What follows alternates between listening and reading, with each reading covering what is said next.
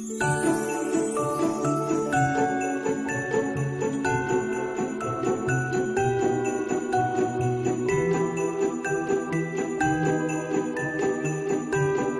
привет! И тема сегодняшнего видео будет мое очень плохое времяпрепровождение в Германии, когда я поехала туда по обмену. Я как-то уже об этом рассказывала, но это было уже давно, и я думаю опять рассказать, только более подробно. Поехала я в Германию по обмену на год по немецкой программе, не будем тогда называть уже имен, и заплатила за год 5000 евро.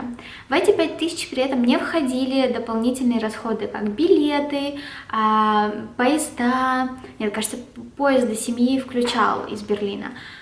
Но билеты до Германии не включались в стоимость, также не включались ваши личные расходы, там, не знаю, если вам надо было что-то купить, себе зубную щетку, пасту, не знаю, прокладки, одежду, вы едете на год, вы все равно не можете так много с собой всего взять, а также, если вы хотите где-то поесть в школе, например, да, потому что школа довольно долгая в Германии, то это тоже все на вас. В некоторых семьях, я знаю, даже намного больше еще их заставляли лишь себе еду покупать, это уже зависело от семьи, но в общем и целом, да, 5000 вы как бы платили просто за то, чтобы вас взяли в эту программу и нашли вам семью. Я приехала в Берлине, тогда мы неделю были как бы на экскурсии, где тоже за много что платили мы. Жили мы в хостеле, по 4 человека в комнате от программы, то есть она это оплачивала, как я потом узнала, это довольно дешево. То есть от 5000 им оставалась очень большая сумма. И у меня был свой куратор, в договоре было написано, что мы можем 2 раза менять семью, то есть чтобы у нас было 3 семьи, если нам что-то не понравится. Я приехала к семье, и первое, что меня поразило, это то, что мне сказали, я не имею права общаться со своей семьей или пользоваться телефоном и интернетом в телефоне, только раз, в 2 недели можно было позвонить. Представьте, вы в незнакомой стране и уже как в тюрьме. И каково родителям? Они заплатили такую большую сумму денег, они не знают ни где вы, ни что это за семья. Вы все равно, мне еще тогда не было 18. И как это каждый день не сказать, что ты живой хотя бы? Ну, я не знаю. Естественно, для нас это была дикость. Я сразу там начала, у нас на этой почте начали возникать большие скандалы, потому что я говорила, что это ненормально. Wi-Fi в доме мне не давали, и даже раз в 2 недели мне только час давали по скайпу поговорить, и при всех, чтобы и они немножко понимали русский. Я как бы сидела, вот представляете, у них было, так, подождите, 3 мальчика, 1 девочка, 4 детей, но в доме тогда было 3. И вот все на вас как бы смотрят, а вы сидите, разговариваете с мамой. Ну, короче, просто, естественно, это ужасно. Плюс семья позиционировала себя так, что мы это делаем как благотворительность. Нам от программы никаких денег нету, то есть ты должна еще там нам попы целовать. Потому что в какой-то момент, поскольку у них много детей, у меня сложилось такое впечатление, что меня взяли как au-pair. Просто au-pair, да, эти няни, которые едут в Германию и в другие страны Европы, им надо платить. А тут как бы еще и не надо платить. Но тут я тоже начала возмущаться, когда я 1 раз утром встала в субботу, прихожу на кухню, а там листья, короче, постирать, сделать то, сделать это. Я такая, excuse me, чтобы в следующую субботу такого листика не было. Я не для этого сюда приехала, то есть я бы тогда поехала au-pair, и мне бы деньги платили. Что им даже не понравилось, они сказали, вот девушки на все девятки были, они это делали. Я такая, ну, я вас поздравляю. Как вы поняли, у нас были довольно большие конфликты. Плюс в моей комнате не было ни телевизора, ну вот ничего, ни интернет, ни телевизор, просто стояла кровать, стол. И дверь в комнату не закрывалась.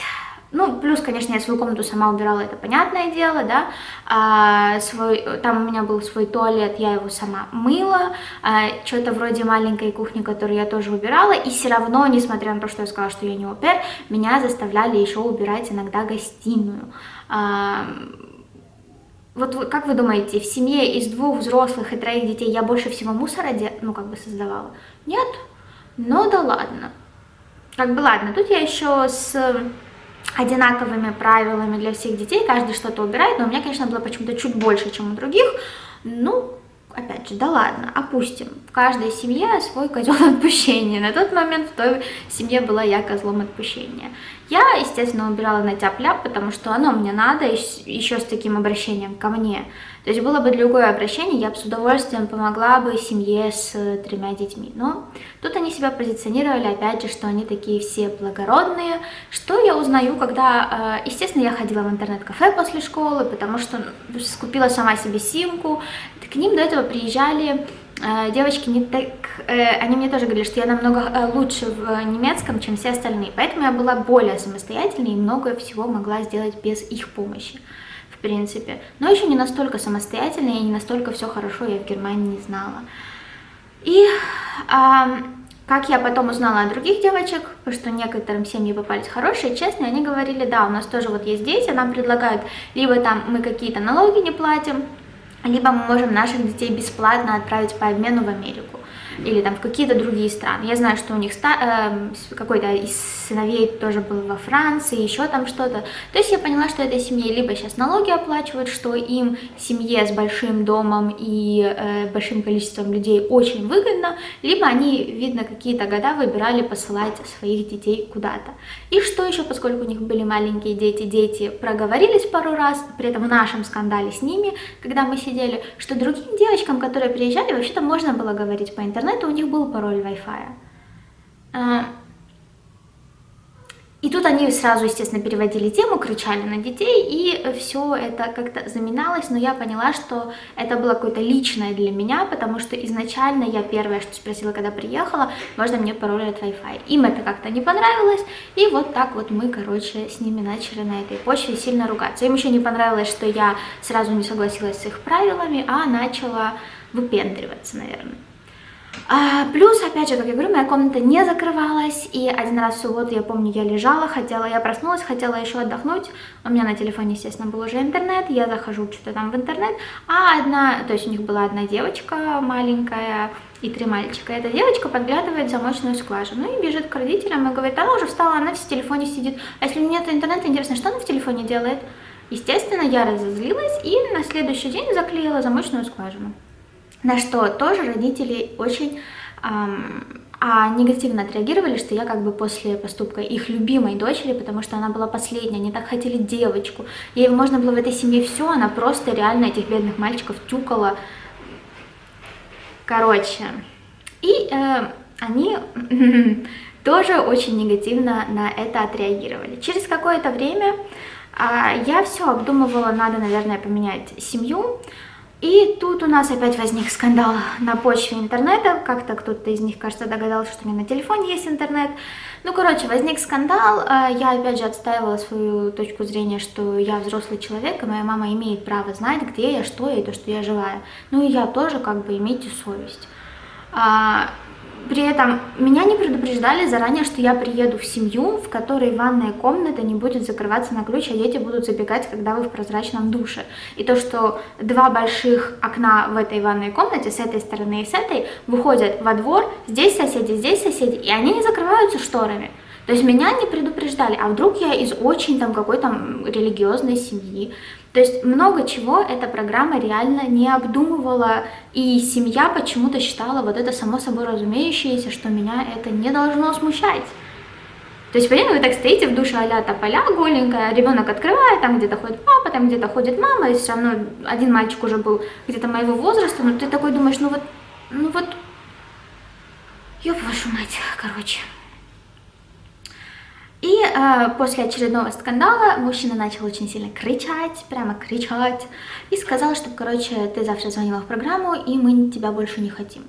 Я не знаю, на что они надеялись с моей стороны, что я, наверное, буду их умолять остаться у них в семье, потому что у них реально было такое, мы же такие хорошие, вот все нас любят, только ты не любишь. Я хотела сказать, потому что вы, пиздите слово на слове, вот вы мне врете, я это замечаю, потому что либо мне кто-то говорит эту информацию про то, что у вас очень много бонусов, то, что я у вас тут в семье, мне ваши дети говорят, что другим-то девочкам можно было сидеть в интернете, да, то есть получается, вы мне врете, и вы хотите от меня позитивный какой-то настрой, чтобы я тут думала, что вы хорошие, ну как бы извините.